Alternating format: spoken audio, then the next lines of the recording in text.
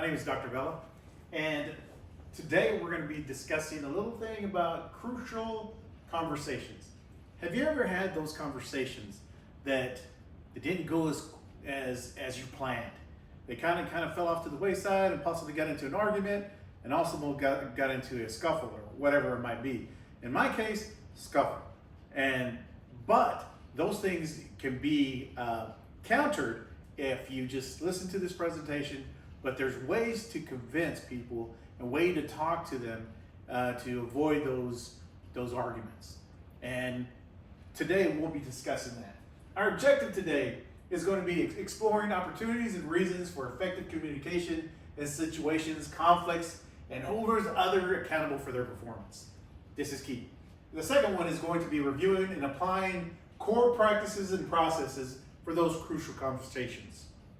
Number 3, utilizing the process of improving and the action of the strategy and resolving those issues of conflict and accountability. These are all 3 things that you can do, but we're going to go into more detail and say how to listen when others blow up or calm down. When others damage the pool, it's a shared meaning and it clams up the situation, and basically everything happens. If those strategies are not used, then all that you're going to do is just cause chaos, cause arguments, cause these situations. So basically what we'll do is you'll never work through those differences until all parties are freely adding to the pool, which is the meaning of, next slide, of these situations. If they don't, the argument begins to happen, yelling, and you definitely don't want to look like this baby here when you're kind of like, oh my gosh, what just happened? Notice that when safety is at risk and restoring it, if you offend or even accidentally, I apologize. If I'm offending somebody, it's okay to say you're sorry. If someone's misunderstood, use contrasting. Try to contrast that situation, try to get back on track, make sure that you're able to do those things.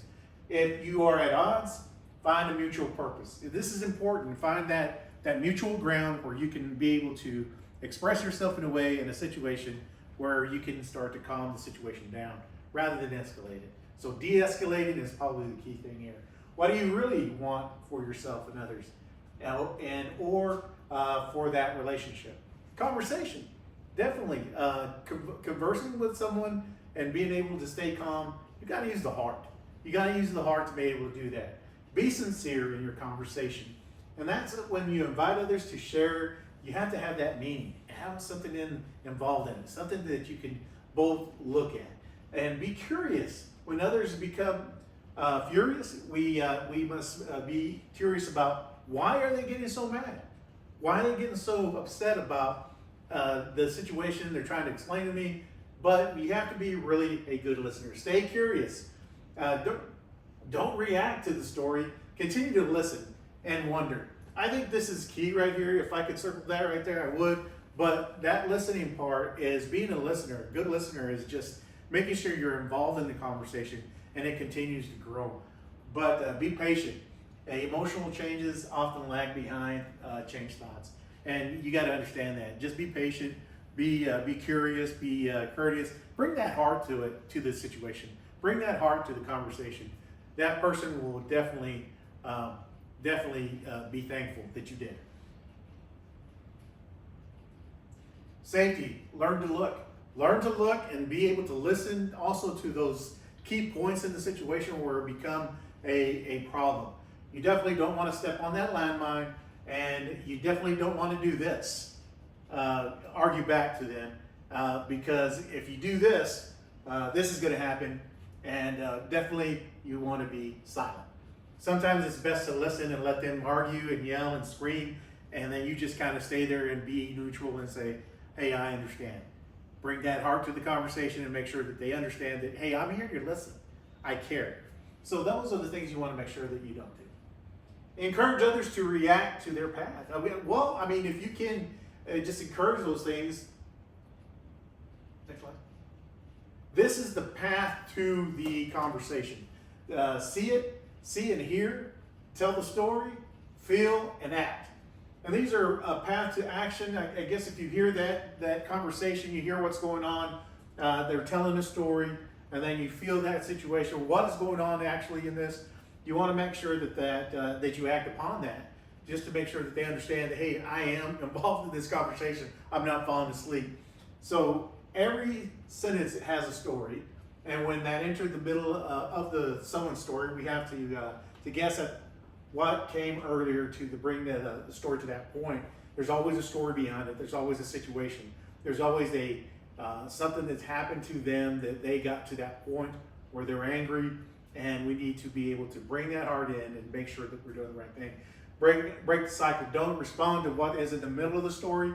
You just want to listen all the way through. Remember, don't step on that landmine, and make sure that you're not shouting, but you're listening and you're bringing heart to the situation or to the conversation. Step out and make it safe. Sometimes if you have to, stop and just listen, and if you have to, break out, come back, regroup, and then there you go. And then you keep on going with that situation. Inquiring skills, when people have a story to tell and facts are shared, you have to listen. And how do we do that? How? We as the listeners, we must be sincere when we allow others to open up to our path. It takes a lot for someone to open up to you and to pour their heart out to you. If they're doing that, they trust you. So we must listen. We got to listen. And we got to bring our heart into it and make sure that we're sympathetic or empathetic to their conversation. These are conversations that I've had in the past where they didn't work out so well. But then I started becoming a little bit better in my conversations, and then started listening, bringing my heart to it, and asking that how, and then what. What are we supposed to do to actually do? When listening, we must listen in a way that others can share their most intimate thoughts and feeling of offending others or being punished or that type of thing. We got to listen. We got to make sure that we're calm, cool, and collective in the process. But nevertheless, if that becomes a safety issue, step out. Step out. We can amp up the situation. 4 power listening tools, and these are it. Ask to get things rolling. Invite and to express feelings. Mirror to confirm feelings, emotions, and gestures. Are you okay? Their response usually is, yes, I'm fine, but they want to express something. So they want to paraphrase. Okay, actually acknowledge the story and let me see if that's right. Paraphrase in it, say, okay, did I hear that correctly? Did he say this to you, or did she say this to you, or what did your boss actually do again? Well, he didn't like what you did. So you're kind of paraphrasing those situations to let them know that I'm actually listening to you. I'm actually getting involved in the conversation, and then prime the pump, prime it up. When you get you somewhere, prime that pump. We are doing this to make money. We're not doing it to make money, but we're priming that pump, letting them know, okay, what did you do it for? How come that happened? How did that? You got to respond to those situations. So asking why, doing those things, prime that pump to that conversation so they know, hey, he actually cares, or she cares, or someone cares. So stay calm and collected. And these are important situations. So you can amp it up on those 4 power and listening tools. A tip, write what you're hearing is better. A better understanding does not equate with agreement. If you're looking at it and you don't agree with the situation, you don't have to agree, but you're just listening. You're taking that situation and you're trying to make it better for your friend or for that colleague or whoever it is. All you're doing is listening. Do you have to agree with them? No, you don't. But if you sometimes have to write that down as you're going through so you can keep up with the situation or the story that they have, it might be a little bit confusing, but you can always prime that pump, ask those questions, why, how, and then just keep it going. Keep it going. If they start getting a little upset, bring that heart in, or if you have to do something, step out. Step out. Make it a motivating and say, easy, ABCs. And this is what it is. So agree when you share your view. Agree. Yeah, I agree with that. Or, keep going. Let me hear more about it. But if you don't agree, remember, you don't always have to agree with the situation that's going on in the conversation, but agree to some things. Build. If others leave something out, agree to share a view, then build on it. Just keep building. Compare. when you do something different significantly, don't suggest others are wrong. Hey, they're wrong, they're not doing the right thing. I agree with you. Yeah, they should be fired, or that conversation should be doing something. Look, these are skills that you can use in anything you do. So basically, this is what happened.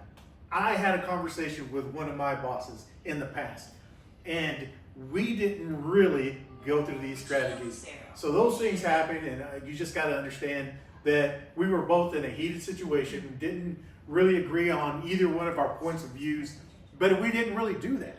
So all we did was just argue, yell, scream, moan and complain, and spit flying, and everything's going on. But in the end, we got it back together. We got it back together where we were able to, I was able to listen. We didn't agree with one another, but we were able to listen to each other's points of view and see what they wanted to do. And nevertheless, we were able to get through that conversation. So on your next conversation, crucial conversation, whether it be with a student, whether it be with a colleague, whether it be with your boss, whatever the situation, even in the corporate world, your vice president, your manager, whatever it is, how are you going to approach it? How are you going to bring up those? Are you going to amp it up? Are you going to do the 3 listening skills? How are we going to be able to do this? How are you going to be able to bring that conversation that you're having to a meaningful, productive environment, learning environment, listening environment, heartfelt environment? Do we have to agree? No, but we're listening. We continue to listen. We continue to bring those things to the table. But nevertheless, what will you do? I want to thank you for coming. I want to thank y'all for listening, and thank you for your opportunity.